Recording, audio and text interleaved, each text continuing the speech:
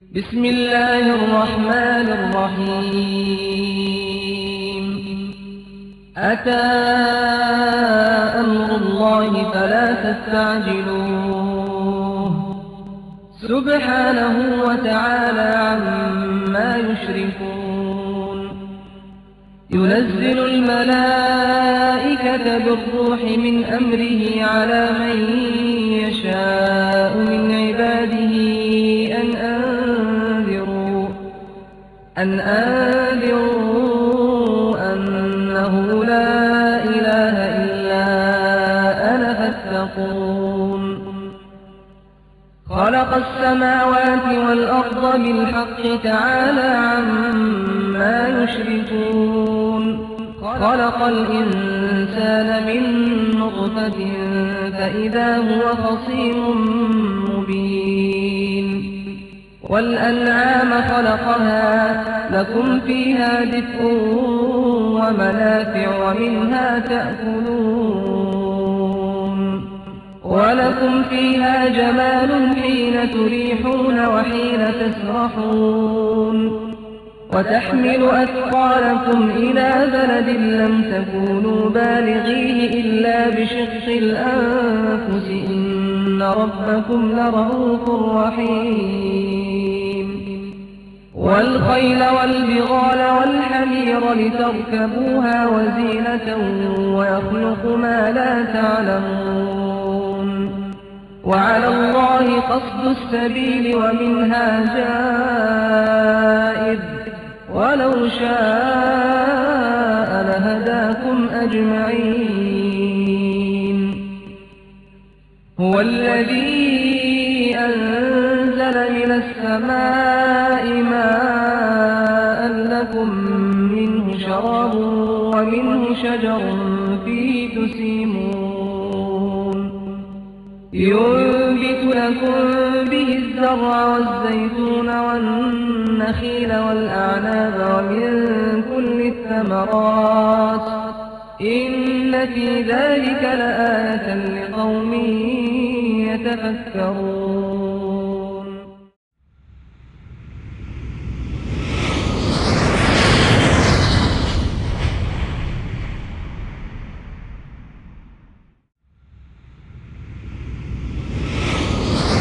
يا أيها الذين آمنوا اتقوا الله حق تقاته ولا تموتن إلا وأنتم مسلمون. يا أيها الناس اتقوا ربكم الذي خلقكم من نفس واحدة وخلق منها زوجها وبث منهما رجالا كثيرا ونساء واتقوا الله الذي تساءلون به والأرحام إن الله كان عليكم رقيبا. يا أيها الذين آمنوا اتقوا الله وقولوا قولا سديدا يصلح لكم أعمالكم ويغفر لكم ذنوبكم ومن يطع الله ورسوله فقد فاز فوزا عظيما. أما بعد فإن أصدق الحديث كتاب الله وخير الهدى هدى محمد صلى الله عليه وسلم وشر الأمور محدثاتها وكل محدثة بدعة وكل بدعة ضلالة وكل ضلالة في النار. قال الله تبارك وتعالى في كلامه المجيد: أعوذ بالله من الشيطان الرجيم بسم الله الرحمن الرحيم. لقد جاءكم رسول من أنفسكم عزيز عليه ما عنتم حریص علیکم بالمؤمنین رؤوف رحیم. سورہ توبہ آیت نمبر 128. وقال نون والقلم وما يسطرون ما أنت بنعمة ربك بمجنون وإن لك لأجرا غير ممنون وإنك لعلى خلق عظيم. سورہ قلم آیت نمبر 1 تا 4. تمام قسم کی تعریفات، بڑائی، کبریائی، بزرگی، حمد و ثنا اللہ رب العالمین کے لیے جو دنیا کا تنہا خالق و مالک، رازق و پالنہار اور سبھی قسم کی عبادتوں کا تنہا مستحق و سزاوار ہے. بعدہ درود و سلام نازل ہوں تاجدار بطحا، امام الانبیاء، سید الاولین والآخرین، رحمت للعالمین، شفیع المذنبین، امام النبیین، احمد مجتبی محمد مصطفیٰ صلی اللہ علیہ وسلم کی ذات گرامی پر، جن کے ذریعہ دین اسلام جیسی عظیم نعمت ہم تک پہنچی۔ اللہم صلی و بارک علی حبیبک و رسولک و عبدک محمد۔ حضرات، آج میں جس موضوع پر آپ کے سامنے کچھ باتیں رکھنے کی کوشش کروں گا وہ موضوع ہے سیرت رسول صلی اللہ علیہ وسلم، پڑھنے کے مقاصد اور سلیقہ۔ موضوع کا مطلب یہ ہے کہ رسول اکرم صلی اللہ علیہ وسلم کی سیرت کیوں پڑھی جائے اور کس طرح پڑھی جائے، یہ ہے مختصر سا مطلب آج کے موضوع کا۔ اور ہم انہی دونوں نقطوں پر گفتگو کریں گے کہ رسول اکرم صلی اللہ علیہ وسلم کی سیرت کیوں پڑھی جائے اور کیسے پڑھی جائے۔ تو آئیے سب سے پہلے سیرت کے معنی پر غور کرتے ہیں۔ سیرت یہ عربی زبان کا لفظ سارا یسیروں سے مشتق، جس کا معنی ہوتا ہے چلنا، اور ہم نے اس معنی سے رسول اکرم صلی اللہ علیہ وسلم کے لیے جب اس لفظ کا استعمال ہوا تو یہ سمجھا کہ سیرت کا مطلب ہے زندگی گزارنے کا طریقہ۔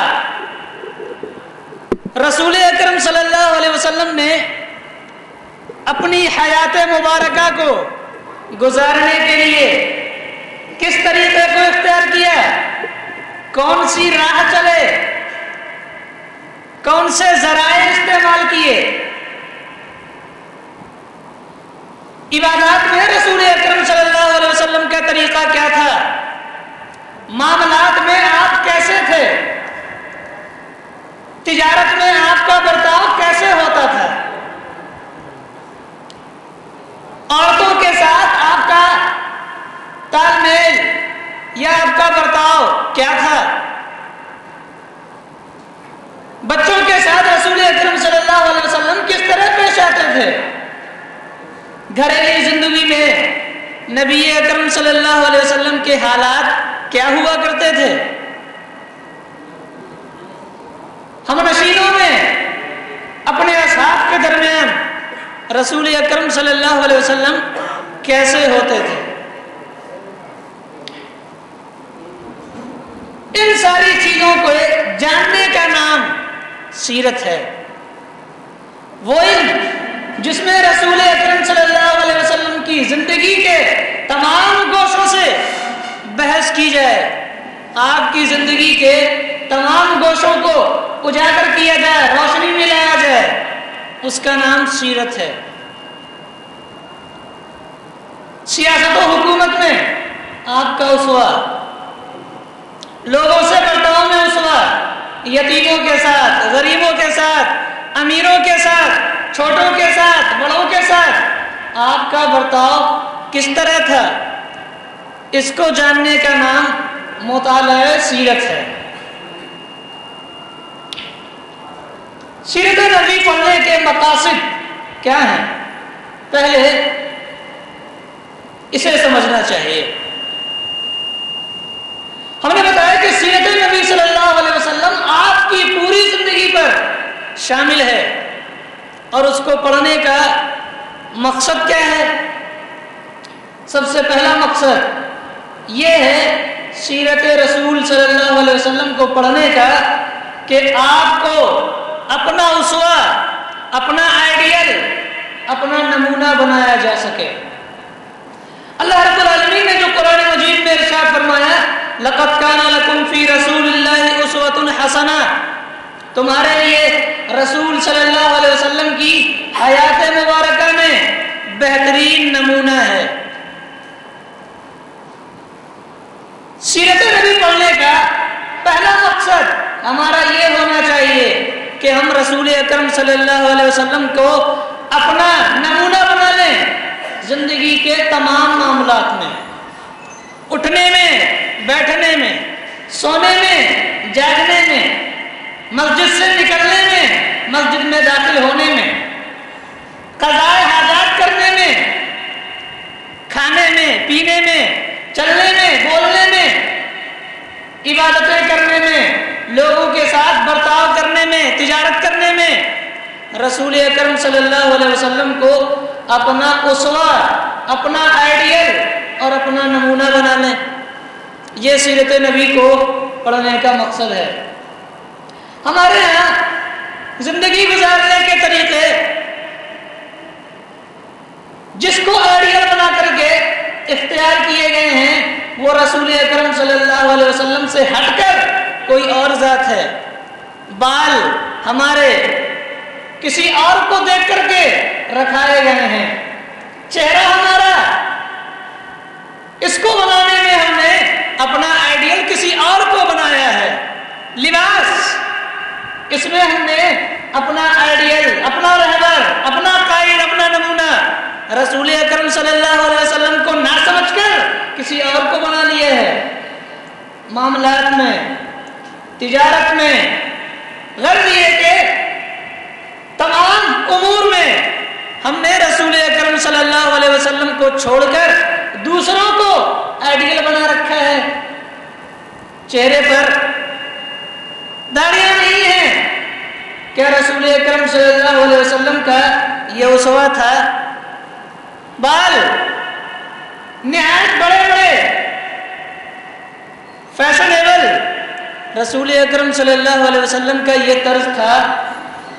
لباس آپ صلی اللہ علیہ وسلم سے قطعی مختلف۔ سیرت نبی پڑھنے کا مقصد یہ ہے کہ صرف دل نہ بہلایا جائے بلکہ رسول اکرم صلی اللہ علیہ وسلم کی زندگی کو اپنی زندگی میں اتارنے کی کوشش کی جائے۔ یہ سیرت نبی صلی اللہ علیہ وسلم کو پڑھنے کا مقصد ہونا چاہیے۔ اور اسی سے ملا جلا دوسرا نقطہ طاعت رسول صلی اللہ علیہ وسلم ہے۔ رسول اکرم صلی اللہ علیہ وسلم کی اطاعت، آپ کی تابعداری، آپ کے احکام کو ماننا سارے مسلمانوں پر واجب ہے۔ فرمایا اللہ رب العالمین نے اطیعوا اللہ، اللہ رب العالمین کی اطاعت کرو اور اس کے رسول حضرت محمد صلی اللہ علیہ وسلم کی پیروی کرو۔ وَلَا تُبْتِلُوا أَعْمَالَكُمْ، اور اپنے عملوں کو رسول صلی اللہ علیہ وسلم کی مخالفت کر کے برباد مت کرو۔ سیرت نبی صلی اللہ علیہ وسلم کا مطالعہ ہمیں بتاتا ہے کہ رسول اکرم صلی اللہ علیہ وسلم کی اطاعت کس طرح کی جائے۔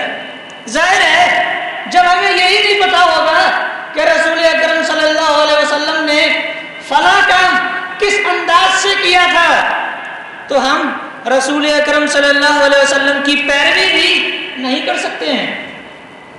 ہمیں پتا ہوگا کہ رسول اکرم صلی اللہ علیہ وسلم نے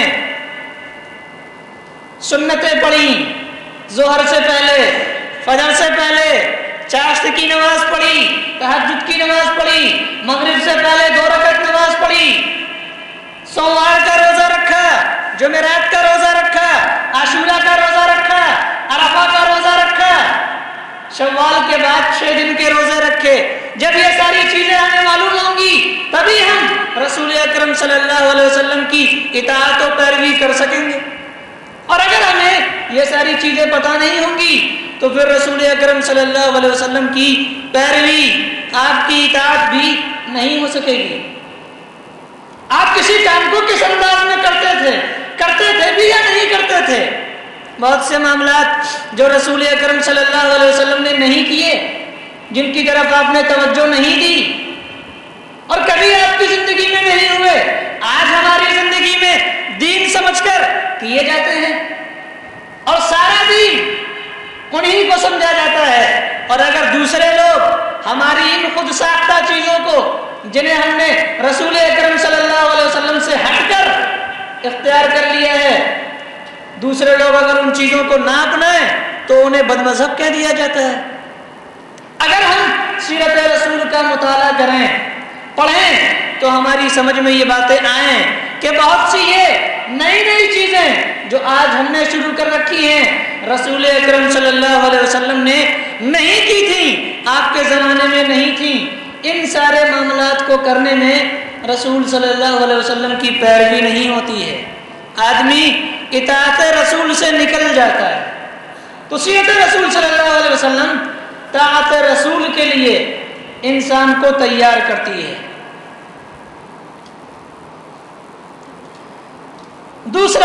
تیسرا فائدہ سیرت رسول کے پڑھنے کا، قرآن مجید کی صحیح تفسیر کا علم. آپ صلی اللہ علیہ وسلم کی حیات مبارکہ بے نہیں قرآن مجید کی تفسیر توضیح تھی.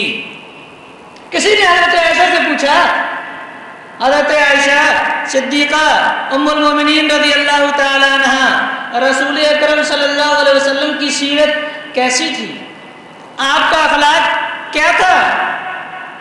جواب دیا، کانا خلقہ القرآن. رسول اکرم صلی اللہ علیہ وسلم کی سیرت، آپ کا اخلاق اگر جاننا ہے تو قرآن مجید پڑھو. جو کچھ قرآن ہے وہ رسول اکرم صلی اللہ علیہ وسلم کی سیرت اور آپ کا اخلاق ہے. فرمایا اللہ رب العالمین نے کہ ہم نے قرآن مجید تمہاری طرف نازل کیا ہے. کیوں؟ لِتُبَيِّنَ لِلنَّاسِ، تاکہ آپ اپنی زندگی میں اپنے عمل و کردار کے ذریعہ، اپنی سیرت کے ذریعہ، اپنے اعمال کے ذریعہ، اپنی گفتار کے ذریعہ قرآن مجید کی تفسیر کر کے لوگوں کو سمجھا دیں. کسی آیت کا مطلب رسول اکرم صلی اللہ علیہ وسلم نے کیا سمجھا، یہ سیرت نبی صلی اللہ علیہ وسلم کو پڑھنے سے معلوم ہوتا ہے. صدقات کرنے کا حکم اللہ رب العالمین نے دیا کہ اے مومنو، صدقہ اللہ رب العالمین کی راہ میں کرو. اب اس صدقے سے آج کے ہمارے مفسرین نے تمام قسم کے نظر و نیاز کو، تمام دعوتوں کو، ساری خرافات کو شامل کر دیا. غرض یہ کہ کوئی چیز جو میت کے انتقال کے بعد ہوتی ہے، تیجے 10ویں 40ویں کی شکل میں، ساری چیزوں کو قرآن مجید کی تفسیر بنا کر کے پیش کر دیا. صحیح تفسیر قرآن مجید کی کیا تھی؟ رسول اکرم صلی اللہ علیہ وسلم کی زندگی پر نظر ڈالیں. کیا رسول اکرم صلی اللہ علیہ وسلم نے قرآن مجید کی ان آیتوں کا یہ مفہوم سمجھا تھا جو آج کے لوگ آپ کو، عوام کو سمجھانا چاہتے ہیں؟ نہیں سمجھاتا. اس طرح کی بے شمار مثالیں قرآن مجید کے اندر عقائد ہی کے تعلق سے مل سکتی ہیں کہ لوگوں نے قرآن مجید کی آیات کی غلط تفسیریں لوگوں کو سمجھا دی. اور اگر رسول اکرم صلی اللہ علیہ وسلم کی زندگی میں جائزہ لیا جائے کہ یہ چیزیں تھیں یا نہیں تھیں تو آپ کی سیرت مبارکہ اس کی تائید نہیں کرتی. تو قرآن مجید کی صحیح تفسیر کا علم حاصل کرنے کے لیے رسول اکرم صلی اللہ علیہ وسلم کی سیرت کا مطالعہ ضروری ہے. تیسری چیز، صراط مستقیم کا پتہ سیرت نبی صلی اللہ علیہ وسلم سے چلتا ہے. آج ہر انسان مختلف مذہب اور مختلف فکر اور نظر اور مختلف عمل رکھنے کے باوجود اپنے آپ کو صراط مستقیم پر سمجھتا ہے اور اپنے علاوہ کسی اور کو سیدھے راستے پر سمجھتا ہی نہیں ہے. آخر کیسے پتہ چلے کہ صراط مستقیم ہے کیا، سیدھا راستہ کیا ہے؟ اللہ رب العالمین نے ارشاد فرمایا، من یشاقق الرسول من بعد ما تبین له الہدی وَيَتَّبِعْ غَيْرَ سَبِيلِ الْمُؤْمِنِينَ نُوَلِّهِ مَا تَوَلَّى وَنُصْلِهِ جَهَنَّمَ وَسَاءَتْ مَصِيرًا۔ جو آدمی بھی رسول صلی اللہ علیہ وسلم کی مخالفت کر جائے ہدایت واضح ہونے کے بعد، یعنی رسول اکرم صلی اللہ علیہ وسلم نے اپنے عمل، اپنے کردار اور اپنی احادیث مبارکہ کے ذریعہ جس ہدایت کو واضح کر دیا، اس ہدایت کے بعد اگر کوئی آپ کی مخالفت کر جائے تو ہم اس کو گمراہی کے راستے پر ڈال کر جہنم میں لے جاتے ہیں۔ فرمایا رسول اکرم صلی اللہ علیہ وسلم نے کہ ہذہ سبیلی، یہ میرا راستہ ہے، تم اس کی پیروی کرو، اور اگر تم نے اس کی پیروی نہیں کی تو راہ حق سے بھٹک جاؤ گے۔ آپ کا راستہ کون سا تھا؟ فرمایا علیکم بسنتی وسنت الخلفاء الراشدین المہدیین، میری سنتوں کو لازم پکڑو، یہی سیدھا راستہ ہے جو تم نے میرے بارے میں جانا ہے کہ میں نے کس کام کو کس ڈھنگ سے کیا، نمازیں کیسے پڑھی، روزے کیسے رکھے، صدقہ و خیرات کیسے کیا، اللہ کی عبادت کیسے کی، اللہ کے ساتھ اوروں کی عبادتیں کی یا نہیں کی، زکوٰۃ کیسے دی، لوگوں کے ساتھ برتاؤ کیسے کیے، یہ جو میں نے اپنے عمل سے اور اپنی زبان سے واضح کر دیا ہے، اس کی پیروی کرنا۔ اس کا علم ہمیں کہاں ملے گا؟ اس سیدھے راستے کا جو رسول اکرم صلی اللہ علیہ وسلم نے بیان کر دیا، اس سیدھے راستے کا علم سیرت نبی صلی اللہ علیہ وسلم کو پڑھنے سے ملے گا۔ آپ سیرت نبی صلی اللہ علیہ وسلم کا مطلب یہ نہ سمجھیں کہ آپ نے صرف رسول اکرم صلی اللہ علیہ وسلم کی جنگ کے حالات پڑھ لیے، مکہ کے دعوتی حالات پڑھ لیے، ہجرت کے حالات پڑھ لیے، اور مدینہ جب پہنچے تو وہاں آپ نے جو موٹے موٹے کام کیے ان کو جان لیا، بس سیرت ختم ہو گئی۔ یہ سیرت نہیں ہے۔ زندگی کے ہر ہر پہلو میں رسول اکرم صلی اللہ علیہ وسلم کا کردار کیا تھا، آپ کا طرز عمل کیا تھا، اس کو جاننے کا نام مطالعہ سیرت ہے، اور یہ ہے سیرت رسول۔ ورنہ صرف جنگوں کے جان لینے کا، بڑے بڑے واقعات کے جان لینے کا نام اگر آپ نے سیرت رسول سمجھا ہے تو غلط سمجھا ہے۔ تو سیرت رسول پڑھنے کا ایک مقصد تھا، صراط مستقیم کا پتہ سیرت رسول صلی اللہ علیہ وسلم سے چلتا ہے۔ اب ہم غور کریں گے کہ پڑھنے کا طریقہ سیرت رسول صلی اللہ علیہ وسلم کو پڑھنے کا طریقہ کیا ہونا چاہیے۔ میں نے آپ کو بتایا کہ رسول اکرم صلی اللہ علیہ وسلم کی سیرت پڑھنے کا مطلب یہ ہے کہ ہم زندگی کے ہر ہر چھیتر میں، ہر ہر گوشے میں آپ صلی اللہ علیہ وسلم کو اپنا آئیڈیل بنا کر رسول صلی اللہ علیہ وسلم کی پیروی کر لیں، یہ سیرت کا مطلب ہے۔ اب اس کے لیے ضروری ہے کہ ہم جب سیرت نبی کو پڑھنے کے لیے بیٹھیں تو اپنا یہ رجحان بنا لیں، اپنا یہ دل کا ارادہ بنا لیں کہ سیرت رسول پڑھنے کا مقصد یہ ہے کہ ہم اپنی زندگی کو رسول اکرم صلی اللہ علیہ وسلم کی زندگی کے مطابق بنائیں گے۔ یہ ارادہ، یہ عزم سیرت نبی صلی اللہ علیہ وسلم کو پڑھتے وقت ہونا چاہیے، اس لیے کہ جیسی آپ نیت کریں گے ویسے ہی برکت ہوگی۔ فرمایا رسول اکرم صلی اللہ علیہ وسلم نے بخاری شریف حدیث نمبر 1 میں انما الاعمال بالنیات وانما لکل امرئ ما نوى، عملوں کا دار و مدار نیت پر ہے، اور انسان جیسی نیت کرتا ہے اللہ رب العالمین ویسے ہی برکت دے دیتا ہے۔ تو سیرت نبی پڑھتے وقت ہمارا یہ عزم ہونا چاہیے اور یہ رجحان ہونا چاہیے کہ سیرت نبی صلی اللہ علیہ وسلم پڑھنے کے بعد اپنی زندگی کو ہم رسول اکرم صلی اللہ علیہ وسلم کی زندگی کے مطابق بنا لیں گے۔ جس طرح آپ نے زندگی گزاری ویسے ہی ہم زندگی گزاریں گے، یہ رجحان ہمیں پیدا کرنا چاہیے۔ پھر زندگی کے جتنے بھی گوشے ہمیں نظر آتے ہیں،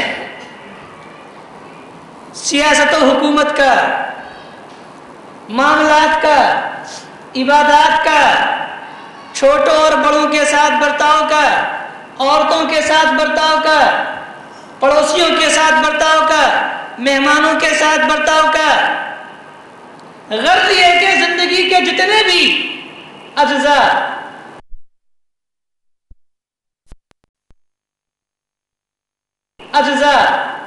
اور گوشے ہمیں نظر آتے ہیں، ان ساری چیزوں میں الگ الگ کر کے، ایک ایک موضوع کو الگ کر کے رسول اکرم صلی اللہ علیہ وسلم کے اسوہ حسنہ اور آپ کی سیرت مبارکہ کو جاننے کی کوشش کرنی چاہیے۔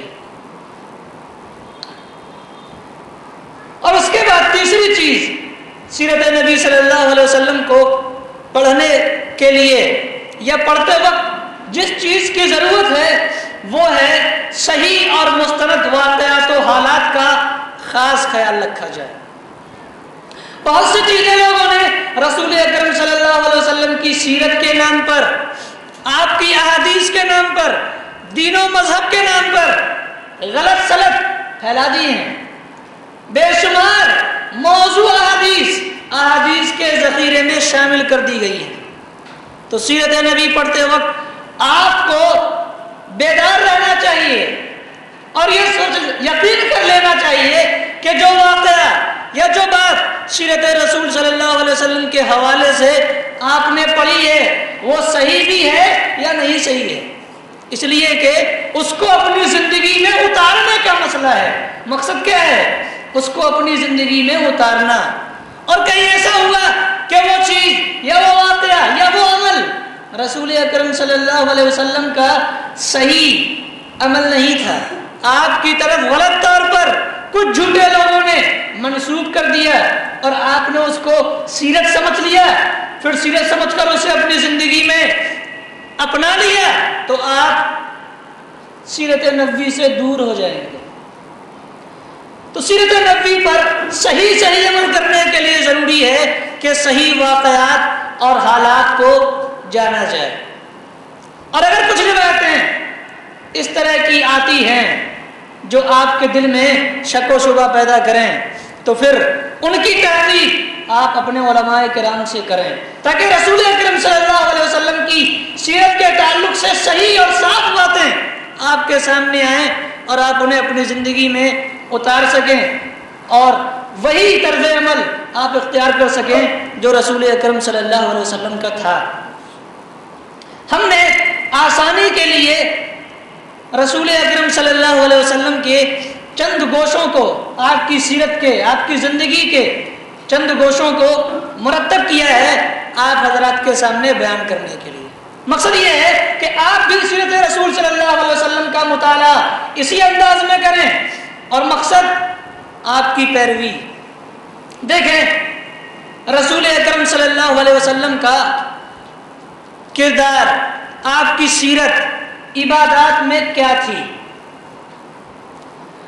سب سے پہلی چیز رسول اکرم صلی اللہ علیہ وسلم کے بارے میں آپ یہ نقطہ، یہ یقین اور یہ اعتقاد اپنے ذہن میں رکھیں جسے اللہ رب العالمین نے سورہ فتح کے اندر اس طرح بیان کیا، لِيَغْفِرَ لَكَ اللَّهُ مَا تَقَدَّمَ مِن ذَنبِكَ وَمَا تَأَخَّرَ۔ اے رسول صلی اللہ علیہ وسلم، آپ بخشائے ہیں، آپ کی بخشش ہم نے پہلے ہی کر رکھی ہے، آپ کچھ بھی کریں اللہ رب العالمین نے آپ کو معاف کر دیا ہے، جنت آپ کی ہے۔ یہ عقیدہ ہمارا ہونا چاہیے۔ اللہ رب العالمین نے رسول اکرم صلی اللہ علیہ وسلم کو دنیا ہی میں یہ بتا دیا کہ آپ بخشائے ہیں، لیکن اس کے بعد رسول اکرم صلی اللہ علیہ وسلم کا کیا طرز عمل ہوا عبادات میں، یہ بھی جانے کہ رسول اکرم صلی اللہ علیہ وسلم کائنات کی سب سے عظیم ہستی، ایک ایسی ذات جس کا مقام و مرتبہ پوری دنیا میں اللہ رب العالمین کے بعد ہے۔ آپ سے بڑا، آپ سے اعلیٰ ورفع اور آپ سے زیادہ قدر و منزلت والا کوئی آدمی نہ پیدا ہوا ہے اور نہ پیدا ہو سکے گا۔ رسول اکرم صلی اللہ علیہ وسلم دنیا کی سب سے عظیم ہستی ہیں، لیکن کیا آپ کے اندر کسی طرح کا بڑکپن، گھمنڈ، کبر پیدا ہوا؟ آپ نے کبھی اللہ رب العالمین کی عبادت سے منہ موڑا؟ نہیں، بلکہ آپ اور اللہ رب العالمین کی عبادتوں کو انجام دینے لگے۔ نماز پنجگانہ کی ادائیگی کرتے، یہ رسول اکرم صلی اللہ علیہ وسلم کی سیرت تھی۔ کبھی بھی آپ نے دن میں 5 وقت کی جو نمازیں فرض ہیں، کبھی آپ نے پوری زندگی میں ایک بار بھی نہیں چھوڑی۔ کوئی آدمی بھی اس کو ثابت نہیں کر سکتا کہ رسول اکرم صلی اللہ علیہ وسلم نے اپنی پوری زندگی میں ایک بار بھی 5 وقت کی نمازوں میں سے کسی ایک نماز کو چھوڑا ہو۔ یہ سیرت رسول صلی اللہ علیہ وسلم ہے۔ اور ہمارا کردار کیا ہے؟ مشکل ہی سے ساری زندگی مشکل سے کسی ایک دن ہم نے 5 وقت کی نماز پڑھی ہوگی، ورنہ نہیں پڑھتے۔ یہ ہماری سیرت ہے۔ ایک طرف رسول اکرم صلی اللہ علیہ وسلم کی سیرت و کردار ہے، اور دوسری طرف ہمارا سیرت و کردار ہے۔ اور اسی کے ساتھ ساتھ آپ تہجد کی نماز پڑھتے۔ حضرت عائشہ رضی اللہ تعالی عنہ بیان کرتی ہیں کہ رسول اکرم صلی اللہ علیہ وسلم جن کو اللہ رب العالمین نے بخشائے ہونے کا سرٹیفکیٹ دے دیا، اتنا لمبا سجدہ کرتے کہ سجدہ کی لمبائی کی وجہ سے رسول اکرم صلی اللہ علیہ وسلم کے پیروں میں ورم آ جاتا تھا۔ کہتی ہیں آپ صلی اللہ علیہ وسلم میرے گھر میں ہوتے، سجدہ کرتے اور اتنا لمبا سجدہ کرتے، میں سوچتی عائشہ آج کہیں بیوہ تو نہیں ہو گئی۔ آتی رسول اکرم صلی اللہ علیہ وسلم کے پیر میں گدگداتی، دیکھتی آپ حیات ہیں کہ نہیں ہیں۔ آپ صلی اللہ علیہ وسلم اپنا پیر ہلا دیتے، اس قدر طویل سجدہ قیام کرتے۔ بخاری شریف میں بیان کیا ہے کہ رسول اکرم صلی اللہ علیہ وسلم رب کی بارگاہ میں کھڑے ہو کر اس طرح روتے کہ آپ کے سینے سے ہانڈی کے کھولنے کی طرح آواز آیا کرتی تھی۔ یہ رسول اکرم صلی اللہ علیہ وسلم کی سیرت ہے کہ ہر رات رب کی بارگاہ میں کھڑا ہو کر کے کائنات کا تاجدار امام الانبیاء حضرت محمد صلی اللہ علیہ وسلم ہر رات رب کی بارگاہ میں کھڑے ہو کر کے زار و قطار روتے، آنسو بہاتے ہیں۔ اور ہماری سیرت کیا ہے؟ زندگی میں ایک بار بھی اللہ رب العالمین کی بارگاہ میں ایک آنسو بہانے کی توفیق نہیں ملی ہے۔ یہ ہماری سیرت ہے۔ فرمایا رسول اکرم صلی اللہ علیہ وسلم نے اس آنکھ پر اللہ رب العالمین جہنم کی آگ کو حرام کر دیتا ہے جس آنکھ سے رب کے ڈر سے ایک قطرہ آنسو گرا ہو، اللہ رب العالمین اس آنکھ پر جہنم کی آگ حرام کر دیتا ہے۔ فرمایا عرش کے سائے میں جس دن میدان محشر میں جہاں کوئی سائے نہیں ہوگا لوگ پریشان ہوں گے، میں اپنے عرش کے سائے میں 7 طرح کے لوگوں کو سایہ دوں گا، دھوپ سے بچاؤں گا۔ جب سورج سبا نیزے پر ہوگا، دماغوں کو کھولا رہا ہوگا، آدمی پسینے میں ڈوبا ہوا ہوگا، اس دن میں اپنے عرش کے نیچے سایہ دوں گا۔ کیسے آدمی کو؟ جس نے اللہ رب العالمین کو یاد کیا اور ڈر سے اس کی آنکھوں سے آنسو جاری ہو گئے۔ رسول اکرم صلی اللہ علیہ وسلم کا سیرت و کردار یہ تھا کہ آپ ہر رات رب کی بارگاہ میں آنسو بہاتے تھے، اور ہم نے ایک بار بھی آنسو بہانے کی کوشش تک نہیں کی۔ فرمایا علیکم بقیام اللیل فإنہ داب الصالحین قبلکم وہو قربۃ الی ربکم۔ لوگوں جس طرح مجھے نماز تہجد پڑھتے ہوئے دیکھتے ہو، تم بھی تہجد کی نماز پڑھا کرنا۔ میری سیرت ہے یہ کہ میں تہجد کی نماز پڑھتا ہوں، تم نے مجھے تہجد کی نماز پڑھتے ہوئے دیکھا ہے، اس کو پڑھا کرنا۔ تم سے پہلے کے جتنے بھی نیک لوگ تھے سب کا یہ طرز عمل تھا، اور یہ تہجد کی نماز قربۃ الی ربکم، تمہیں تمہارے رب سے قریب کر دے گی، مکفر للسیئات، تمہارے گناہوں کو مٹا دے گی، منہات للآثام، اور جو گناہ تم تنہائیوں میں کرتے ہو ان سے تمہیں بچایا کرے گی، ومطرۃ للداء عن الجسد، اور اگر تمہارے جسم میں کوئی بیماری ہے تہجد کی یہ نماز تمہاری جسمانی بیماری کو بھی ختم کر دے گی۔ رسول اکرم صلی اللہ علیہ وسلم تا حیات اپنی زندگی میں کبھی طویل بیماری میں گرفتار نہیں ہوئے سوائے مرض الموت کے۔ اسی کا اثر تھا، فرمایا یہ تہجد کی نماز مطردۃ للداء عن الجسد، جسم سے بیماریوں کو دور کر دیتی ہے۔ تو رسول اکرم صلی اللہ علیہ وسلم کی سیرت مبارکہ یہ تھی کہ آپ نماز پنجگانہ کے ساتھ تہجد کی نماز بھی پڑھتے، اور اس کے ساتھ کیا کرتے؟ صرف نماز ہی میں آپ کی سیرت کیا تھی؟ فجر کی نماز پڑھنے کے بعد طلوع شمس تک، سورج کے نکلنے تک بیٹھے رہتے، اللہ رب العالمین کا ذکر کرتے۔ یہ آپ کی سیرت ہے۔ ہم نے کتنی بار مسجد میں رک کر فجر کی نماز کے بعد طلوع شمس تک، سورج کے نکلنے تک اللہ رب العالمین کا ذکر کیا ہے؟ ہمیں تو فجر کی نماز پڑھنے کی بھی توفیق نہیں ہوتی، نماز سورج کے نکلنے تک ذکر تو بہت دور کی بات ہے۔ آپ کی سیرت مبارکہ کیا تھی؟ فجر کی نماز پڑھنے کے بعد سورج کے طلوع ہونے تک بیٹھ کر اللہ رب العالمین کو یاد کیا کرتے تھے۔ فرمایا اور اس کے بعد چاشت کی نماز پڑھتے، 2 رکعت، کبھی 4 رکعت، کبھی 8 رکعت۔ چاشت کی نماز جب سورج ذرا بلند ہو جاتا، رب کی بارگاہ میں پھر کھڑے ہو جاتے اور 2 رکعت سے لے کر کے 8 رکعت تک نماز پڑھتے اور اپنی امت کو ترغیب دیتے، کہتے لوگوں تمہارے ہر جوڑ پر، تمہارے جسم میں جتنے بھی جوڑ کائنات رب کائنات نے بنائے ہیں، ہر جوڑ پر رب کا قرض ہے، اور یہ قرض کیسے دور ہوگا؟ فرمایا تم سبحان اللہ کہو صدقہ ہے، الحمدللہ کہو صدقہ ہے، لا الہ الا اللہ کہو صدقہ ہے، اچھائی کا حکم دے دو صدقہ ہے، برائی سے روک دو صدقہ ہے، لیکن ایک چیز اگر کر لو تو یہ ساری چیزوں کا ثواب تمہیں مل جایا کرے گا۔ فرمایا چاشت کے وقت 2 رکعت نماز پڑھ لو، اللہ رب العالمین ان ساری چیزوں کا ثواب تمہارے اکاؤنٹ میں ڈال دے گا، صرف 2 رکعت چاشت کی نماز پڑھنے سے۔ اور یہی رسول اکرم صلی اللہ علیہ وسلم کی سیرت مبارکہ تھی۔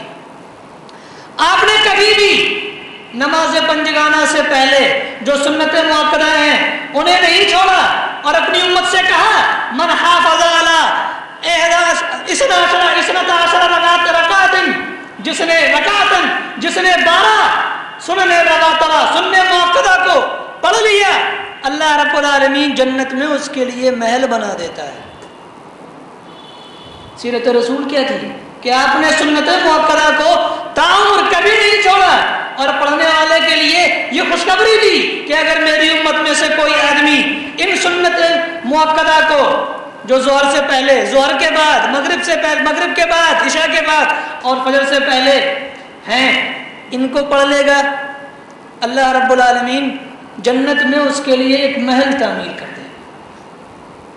جب بھی مسجد میں داخل ہوتے، رسول اکرم صلی اللہ علیہ وسلم کا یہ طرز عمل تھا، 2 رکعت تحیۃ المسجد پڑھتے اور آپ کی نفل نماز گھر میں ادا کرتے۔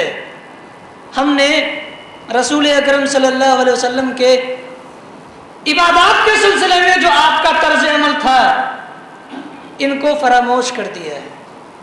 نہ تو نماز پنجگانہ ہے، نہ نماز تہجد، نہ صلاۃ ظہر، اور نہ ہی سنت مؤکدہ، نہ تحیۃ المسجد، اور نہ ہی ہمیں کبھی نفل نماز گھر میں پڑھنے کی توفیق ہوتی ہے۔ عمل، زندگی بالکل رسول اکرم صلی اللہ علیہ وسلم کی سیرت کے خلاف۔ آپ کی سیرت مبارکہ کو پڑھنے کا یہی مقصد ہے کہ آپ کی سیرت کو اپنی زندگی میں اتار لیا جائے۔ روزہ عاشورہ کا روزہ رکھتے ایک ایسا آدمی جس کو اللہ رب العالمین نے بخش دیا ہے، جسے اب کسی عمل کی ضرورت نہیں، لیکن وہ کتنے کام کرتا تھا۔ جب بھی محرم کا دن آتا، رسول اکرم صلی اللہ علیہ وسلم روزہ رکھتے اور اپنی امت سے کہہ گئے کہ 2 دن کے روزے رکھ لینا، لیکن ہم نے کیا کیا؟ سبیلے لگوا دی، شربت بٹوا دیے، کھچڑے تقسیم کرا دیے۔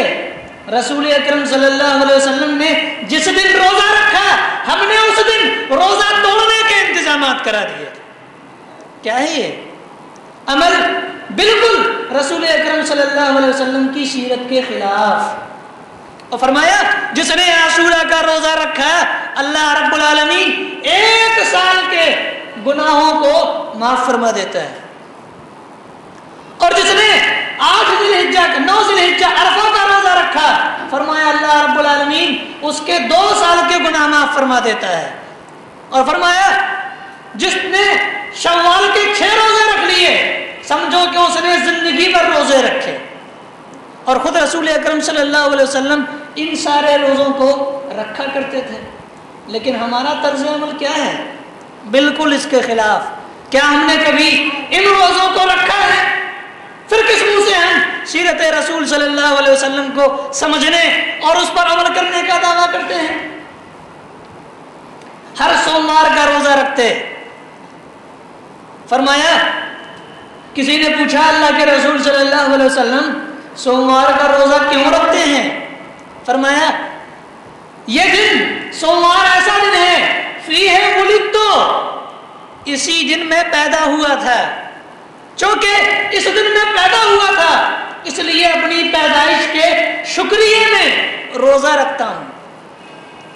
رسول اکرم صلی اللہ علیہ وسلم کی پیدائش کی خوشی منانے میں سیرت رسول یہ تھی کہ آپ نے روزہ رکھا، اور 1 دن نہیں سال میں بلکہ جس دن آپ پیدا ہوئے تھے آپ نے پوری زندگی میں جتنی مرتبہ یہ دن آیا سوموار کا دن آپ نے پوری زندگی میں اس دن کا روزہ رکھا۔ اور ہم نے کیا کیا؟ رسول اکرم صلی اللہ علیہ وسلم کی سیرت مبارکہ سے بالکل اپوزٹ، الٹ اس دن مٹھائیاں تقسیم کرنے کے انتظام کرا دیے۔ اور ہم نے کہا کہ رسول اکرم صلی اللہ علیہ وسلم نے تو اپنی ولادت کے دن روزہ رکھا تھا، آپ بھوکے تھے، لیکن ہم نہ روزہ رکھیں گے اور کسی کو رکھنے بھی نہیں دیں گے، مٹھائیاں تقسیم کریں گے، اور جو نہیں کرے گا اس کے خلاف فتوے لگائیں گے۔ رسول اکرم صلی اللہ علیہ وسلم کی سیرت کے بالکل اپوزٹ ہمارا طرز عمل ہے، اور ہم رسول اکرم صلی اللہ علیہ وسلم کی سیرت مبارکہ پر عمل کرنے کے دعوے کرتے ہیں۔ یہ سارے ایام جن کے آپ نے روزے رکھے، مسلمان کو چاہیے کہ وہ سیرت رسول صلی اللہ علیہ وسلم کو اپنی زندگی میں لانے کے لیے ان روزوں کو رکھنے کی کم از کم نیت ضرور کرے، اور پھر عملی طور پر بھی ان روزوں کو رکھنے کی کوشش کرے۔ ذکر الہی میں رسول اکرم صلی اللہ علیہ وسلم کا اسوہ، آپ کی سیرت کیا تھی؟ حضرت عائشہ فرماتی ہیں یذکر اللہ علی کل احیانہ، رسول اکرم صلی اللہ علیہ وسلم کی سیرت یہ تھی کہ آپ ہر وقت اللہ رب العالمین کا ذکر کرتے رہتے تھے۔ آپ سوچتے ہوں گے کہ سیرت رسول کے تعلق سے مولوی صاحب نے کسی جنگ کا کوئی واقعہ نہیں بتایا، کسی غزوے کا حال نہیں سنایا، مدینہ اور مکے کے حالات نہیں سنائے۔ حضرات میرے نزدیک وہ تو سیرت رسول ہے ہی ہے، لیکن یہ سیرت رسول زیادہ اہمیت رکھتی ہے، اس کو بیان کرنے کی زیادہ ضرورت ہے اور اس کو اختیار کرنے کی ضرورت ہے۔ اللہ رب العالمین کا ذکر کرنے میں رسول اکرم صلی اللہ علیہ وسلم کی سیرت کیا تھی، آپ کا اسوہ کیا تھا؟ دیکھیں، کوئی ایک وقت بھی آپ کے دن و رات کا ایسا نہ ہوتا جس میں آپ اللہ رب العالمین کو یاد نہ کر رہے ہوتے۔ بڑی عجیب سی زندگی آپ کی، عجیب سا دن اور عجیب سی راتیں گزرتی، ایک لمحہ بھی ایسا نہیں ہوتا کہ آپ اس میں بیدار ہیں اور اللہ رب العالمین کا ذکر نہیں ہو رہا ہے۔ اور ہمارا کیا ہے؟ کانوں میں ہیڈ فون لگا ہوا، موبائل جیب میں رکھا ہوا، اور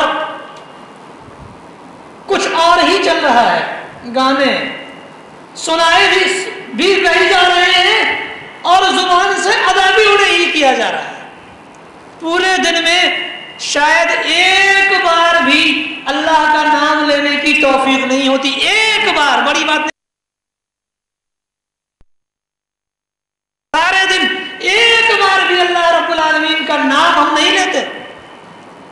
رسول اکرم صلی اللہ علیہ وسلم کی سیرت دیکھیں. ذکر الہی میں کھاتے بسم اللہ کہتے، کھانے سے فارغ ہوتے الحمدللہ کہتے، گھونٹ پانی کا لیتے بسم اللہ کرتے، ہٹاتے گلاس منہ سے الحمدللہ کہتے تھے، سونے کے لیے جاتے اللہ کا ذکر کرتے، بسمک اللہم احیا و اموت پڑھتے، اٹھتے تو بھی اللہ رب العالمین کا ذکر کرتے ہوئے اٹھتے تھے، آنکھ بند ہوئی تو بھی اللہ کے ذکر پر، اور آنکھ کھلی تو بھی اللہ کے ذکر پر. یاد ہیں دعائیں؟ نہیں یاد ہیں. اتنے مسلمان یہاں تشریف رکھتے ہیں اور بہت سے لوگوں تک میری آواز پہنچ رہی ہے.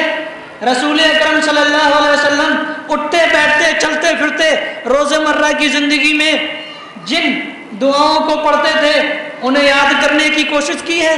کسی فلم کا نام لے کے پوچھا جائے بھائی ذرا اس فلم کا وہ والا گانا سنانا، A to Z سارا حفظ ہے ماشاءاللہ، لیکن دعائیں یاد نہیں ہیں. پھر کون سی سیرت رسول ہے ہماری زندگی میں؟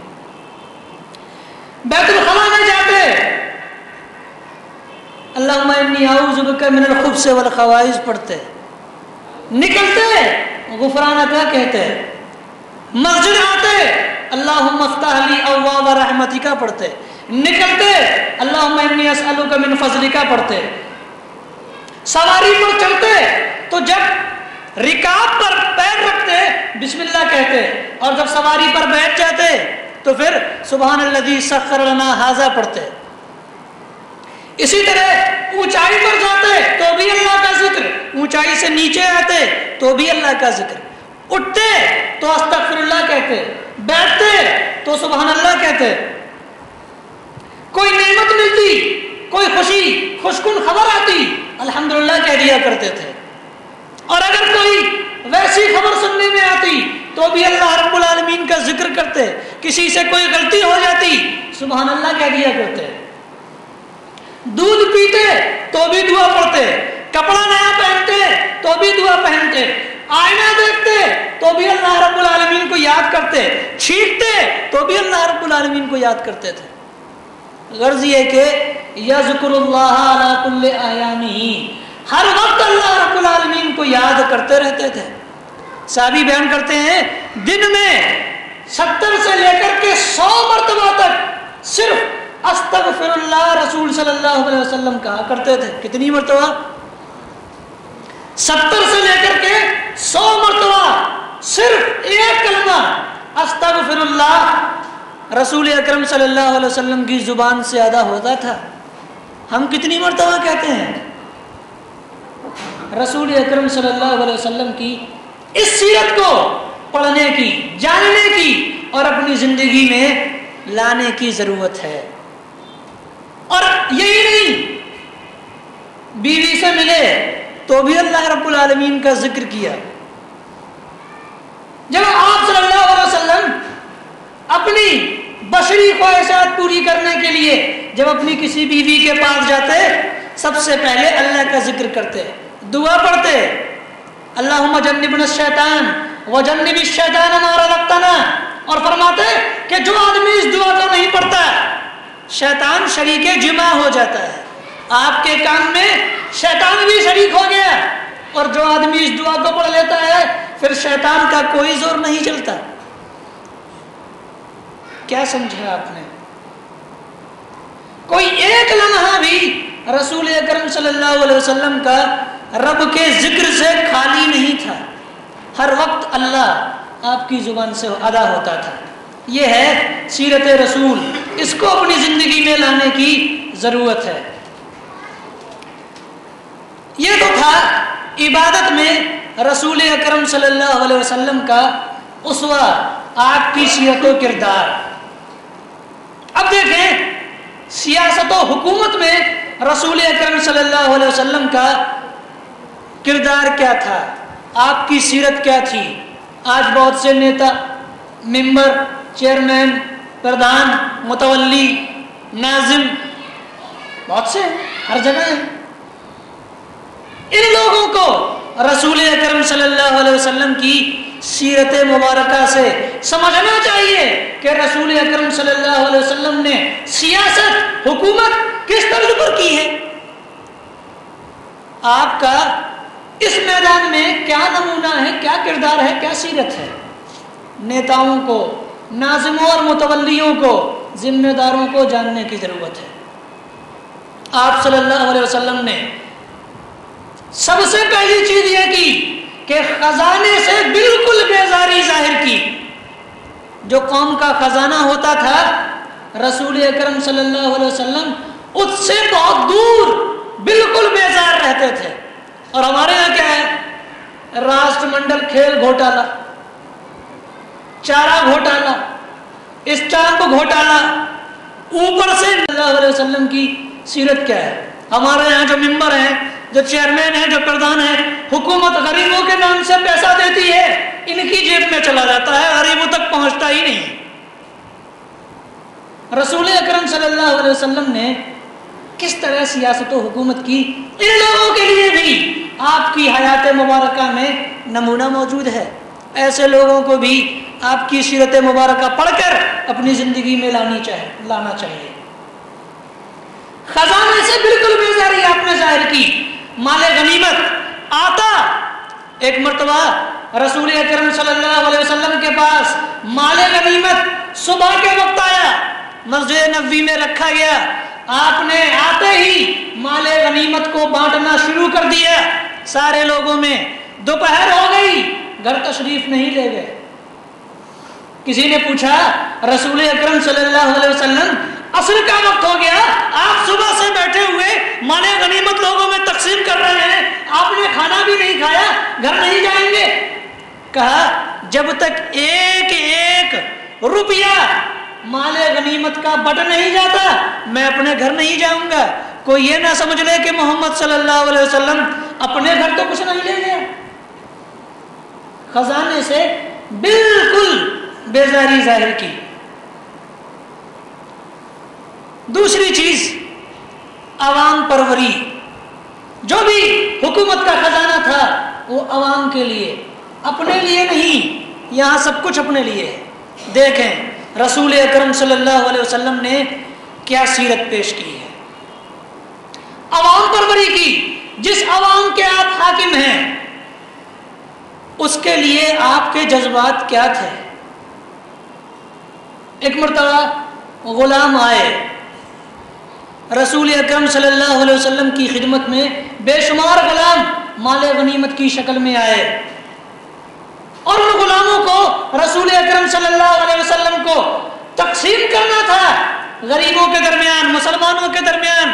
حضرت علی کو معلوم ہوا کہ غلام آئے ہوئے ہیں، رسول اکرم صلی اللہ علیہ وسلم انہیں تقسیم کریں گے. اپنی بیوی حضرت فاطمہ کو دیکھا، بیچاریوں کے ہاتھ پر پانی کنویں سے کھینچنے کی وجہ سے داغ پڑے ہوئے، مشک اب اٹھا کر لانے کی وجہ سے یہاں داغ پڑے ہوئے. دیکھا میری بیوی حضرت فاطمہ بڑا کام کرتی ہے، جسم پر نشانات پڑ چکے ہیں، تھک جاتی ہے. رسول اکرم صلی اللہ علیہ وسلم کی لخت جگر آپ کے جسم کا ٹکڑا. کہا فاطمہ جاؤ، غلام آئے ہوئے ہیں، اپنے والد بزرگوار رسول اکرم صلی اللہ علیہ وسلم سے کہنا اللہ کے رسول اے میرے ابو مجھے بھی ایک غلام عطا کر دیجئے. ان کی ہمت نہیں ہوئی. ایک بار گئی، رسول اکرم صلی اللہ علیہ وسلم مسجد میں بیٹھے ہوئے تھے، لوگوں میں غلام تقسیم کر رہے تھے. اپنے بابا کے چمکتے ہوئے چہرے کو دیکھا، ہلائی، کہہ نہ سکی، واپس آ گئی. پھر دوبارہ حضرت علی نے کہا، دوبارہ مسجد نبوی میں پہنچی، کچھ ہمت کی، رسول اکرم صلی اللہ علیہ وسلم نے دیکھا میری لخت جگر آئی ہوئی ہے. آپ کے مبارک ہونٹوں پر تبسم آیا. جب مسکراہٹ آئی انہیں کچھ ہمت ہوئی، کہنے لگی اے نبی کائنات رسول اکرم صلی اللہ علیہ وسلم اتنے غلام آئے ہوئے ہیں، میں آپ کی بیٹی ہوں، میرے ہاتھ دیکھیے، نشانات پڑ گئے ہیں، مجھے بھی ایک غلام دے دیجئے۔ کہا فاطمہ تم میری بیٹی ہو، میرے جسم کا ایک ٹکڑا ہو، دنیا میں مجھے تم سے زیادہ کوئی بھی عزیز نہیں ہے، میں دنیا میں اگر سب سے زیادہ محبت کرتا ہوں تم سے کرتا ہوں، لیکن سنو یہ جو غلام آئے ہوئے ہیں پہلے میں مدینہ کے دوسرے غریبوں کی ضرورتوں کو پورا کروں گا، اگر بچیں گے تو محمد صلی اللہ علیہ وسلم اپنی بیٹی فاطمہ کو دے گا، اور اگر نہیں بچیں گے تو میں تمہیں نہیں دوں گا۔ کس کا خیال کیا؟ اپنا اور اپنی بیٹی حضرت فاطمہ کا خیال نہیں کیا، اپنی عوام کا خیال کیا، جنتا کا، جنتا کے آرام کا، اس کے سکھ کا خیال کیا۔ اور ہمارے نیتا اپنے سکھ کا خیال کرتے ہیں، جتنے بھی ذمہ داران ہیں سب، کوئی بھی اس سے مختلف نہیں ہے۔ رسول اکرم صلی اللہ علیہ وسلم نے کردار پیش کیا، سیرت نبوی کے ذریعہ نمونہ پیش کیا، اور پھر اس کے ساتھ ساتھ حکومت کا ایک انداز اور بھی بتایا، عوام کے ساتھ آپ بھی کام میں شریک ہوتے تھے۔ ایسا نہیں ہے کہ کرسی پر بیٹھے ہوئے ٹانگ ہلا رہے ہیں، وہ اپنے 4-5 نوکروں کو حکم دے دیا یا عام جنتا کو حکم دے دیا، وہ ٹینٹ لگا رہی ہے، اسٹیج لگا رہی ہے، جناب آئیں گے تقریر کریں گے چلے جائیں گے، ایسا نہیں۔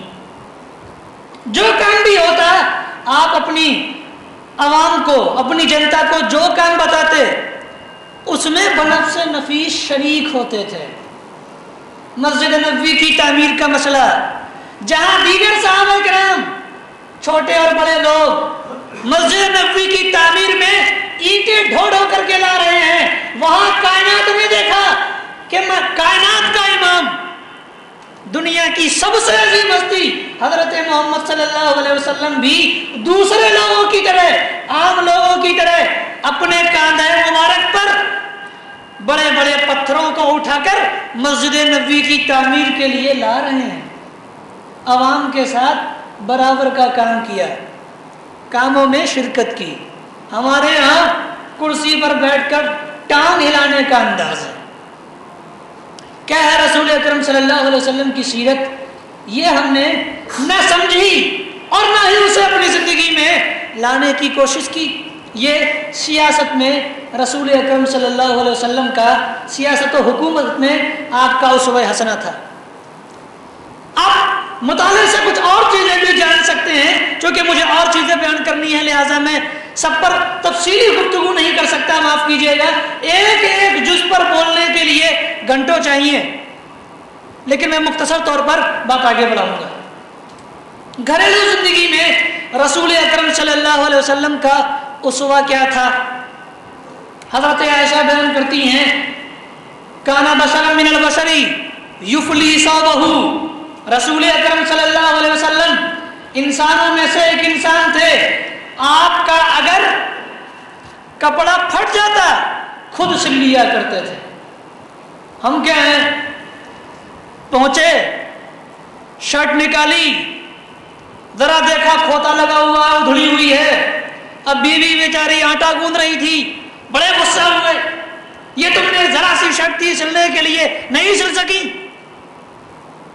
چلو اسے سلو، کیا کرتی رہتی ہو دن بھر؟ اس طرح کی خرافات۔ بیچاری کو دن بھر کام کے پہیے میں گھما کر کے آرام دینے کی سوچتے ہی نہیں۔ رسول اکرم صلی اللہ علیہ وسلم کا نمونہ، آپ کی سیرت کیا تھی؟ اس طرح کے کام آپ خود کر لیا کرتے، اپنے کپڑوں کو اگر کہیں پھٹ جاتے خود سل لیا کرتے تھے، اپنے کام خود کر لیا کرتے تھے۔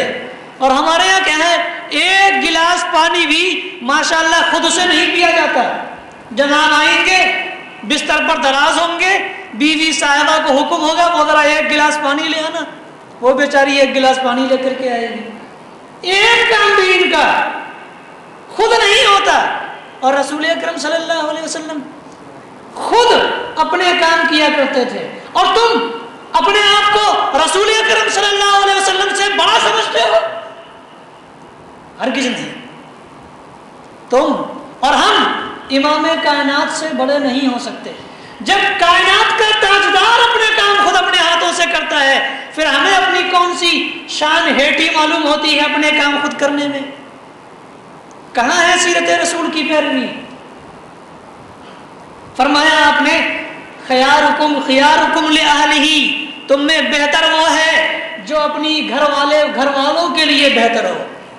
کچھ لوگ ہوں گے باہر اپنے دوستوں سے بڑے ہنس کے بولیں گے، بڑی خوشی مذاق کریں گے، اور گھر جائیں گے تو خار کھائے رہیں گے. سیدھے منہ نہ ماں باپ سے گفتگو ہوگی نہ اپنے بہن بھائیوں سے گفتگو ہوگی. جب بھی بولیں گے تو جھنجھنا ہی کے بولیں گے اور اپنے دوستوں میں نہایت خوش کلامی سے پیش آئیں گے. فرمایا ایسا آدمی بہتر نہیں ہے. خیارکم خیارکم لأہلہ، تم میں سب سے بہتر وہ ہے جو اپنے گھر والوں کے لیے سب سے بہتر ہو. وَأَنَا خَيْرُكُمْ لِأَهْلِي، اور میں تم سب میں اپنے گھر والوں کے لیے سب سے زیادہ بہتر ہوں. فرمایا رسول اکرم صلی اللہ علیہ وسلم نے ایک لقمہ بھی اگر کوئی آدمی اپنی بیوی کے منہ میں ڈالتا ہے صدقہ ہے. کتنی بار آپ نے اپنی بیوی کو محبت سے لقمہ کھلایا ہے؟ اس نے تو آپ کو کھلا دیا ہوگا لیکن آپ نے کبھی ہمت نہیں کی ہوگی. فرمایا لقمہ ڈالنا اس کے منہ میں ایک صدقہ ہے اس کے لیے. ایک مرتبہ رسول اکرم صلی اللہ علیہ وسلم نے حدیث بیان کی. میں نے سنا اس واقعے کو. ایک مرتبہ رسول اکرم صلی اللہ علیہ وسلم نے اپنے صحابہ میں حدیث بیان کی کہ لوگوں اگر تم میں سے کوئی آدمی اپنی بیوی کو ایک گلاس پانی پیش کرتا ہے تو یہ صدقہ ہے. اب صحابہ کرام ہم جیسے تو تھے نہیں کہ سنا اس کان سے سنا اس سے نکال دیا، عمل کرنا ہی نہیں ہے. مولوی صاحب بول رہے ہیں سیرت رسول سنو لو، کون عمل کرے گا؟ صحابہ کرام ایسے نہیں تھے. رسول صلی اللہ علیہ وسلم کی زبان سے ایک لفظ بھی نکلتا فوراً اپنی زندگی میں اسے لانے کی کوشش کرتے. ایک صحابی نے سنا آپ نے فرمایا کہ اپنی بیوی کو پانی پیش کرنا صدقہ ہے. یہ گیا گھر، گلاس لیا، پانی نکالا اور اپنی بیوی کے پاس لے کر کے پیش کیا. بیوی بڑی حیرت میں، آج تک تو مجھ سے پانی مانگا ہے، آج مجھے پانی پلا رہے ہیں. فرمایا کیا ماجرا ہے بھائی، یہ آج الٹا؟ کہا رسول صلی اللہ علیہ وسلم سے سن کے آیا ہوں اگر یہ کام کیا صدقہ ہوگا. بیوی نے گلاس لیا، پی گئی. یہ طرز عمل رسول اکرم صلی اللہ علیہ وسلم نے پیش کرنا چاہا. انہیں جو بیچاریاں اللہ رب العالمین نے تمہیں دی ہیں تم انہیں اپنا غلام مت سمجھو، ان پر بلا حد سے زائد بوجھ مت ڈالو. ہمارے یہاں کالجوں میں ٹیچنگ بھی کروا رہے ہیں، گھر میں کھانا بھی پکوا رہے ہیں. اس کا کام گھر میں کھانا پکانا تھا، باہر جا کے کام کرنا نہیں تھا، اور تم نے اس کا بوجھ بڑھا دیا. مرد ایک کام کرتا ہے، عورتیں ڈبل کام کرتی ہیں ماشاءاللہ. الٹا فرمایا اس کے آرام کا تمہیں خیال رکھنا چاہیے تھا. فرمایا یہ جو عورتیں اللہ رب العالمین نے تمہیں دی ہیں اتقوا اللہ فیہن، ان میں اللہ رب العالمین سے ڈرو، خوف کھاؤ اللہ رب العالمین کا. اگر کہیں غلطی ہو گئی رب ان کا مواخذہ کر لے گا. تو نے اسے اسی لیے دلہن بنایا تھا کہ باہر بھی نچائے گا اور گھر کے کام بھی کرائے گا. میں نے تو اسے کمزور بنایا تھا، کمزور پیدا کیا تھا. ارے میں نے خود اس سے نمازیں نہیں پڑھوائیں. ایک مہینے میں کم از کم 6-7 دن کی چھٹی دے دی، نماز نہیں پڑھوائی میں نے خود، اور تم نے ڈبل کام کروائے. میں نے اس کا اتنا خیال رکھا، تیری بیوی تھی تو نے دگنا کام لیا. یہ سوال اللہ رب العالمین نے کر لیا، کیا جواب ہوگا؟ فرمایا اتقوا اللہ فیہم، لوگوں ان کے بارے میں اللہ رب العالمین سے ڈرو. حضرت عائشہ آٹا گوندتی، آپ صلی اللہ علیہ وسلم پانی سے تعاون فرما دیا کرتے. یہ تھی آپ کی گھریلو زندگی. ہمیں رسول اکرم صلی اللہ علیہ وسلم کی گھریلو زندگی کو بھی، جو آپ کی سیرت ہے گھریلو زندگی کے سلسلے میں، اس کو اپنی زندگی میں لانے کی کوشش کرنی چاہیے. ہم نشینوں میں آپ کی سیرت، اگلا شک ہے ہم نشینوں میں آپ کی سیرت. ہم نشین مطلب جیسے آپ میرے ساتھ بیٹھے ہوئے ہیں، یا آپ کی ٹیم کے جو لوگ ہیں، آپ کے گروپ کے جو لوگ ہیں، آپ کے ساتھ جو اٹھتے بیٹھتے ہیں عام مسلمان، ان کے ساتھ رسول اکرم صلی